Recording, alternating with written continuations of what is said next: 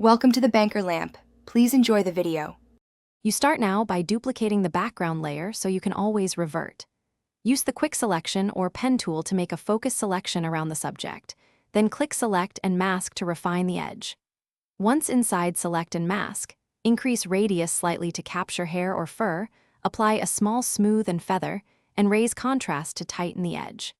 Make sure to choose Output to layer mask so you can fine-tune non-destructively as you proceed. Once the mask is applied, switch to a soft brush at low flow to paint on the mask and remove fringing or stray pixels. Alternate black and white to hide or reveal.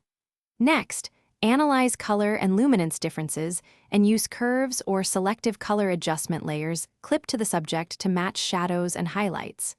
Finally, add a subtle overall color cast or gradient map and reduce its opacity to unify the subject with the background. This small step sells the composite. To finish, create natural shadows.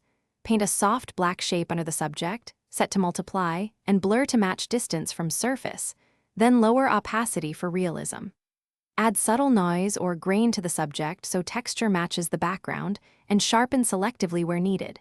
If you see halos or color fringing, use defringe or sample edge colors and paint at very low opacity to blend.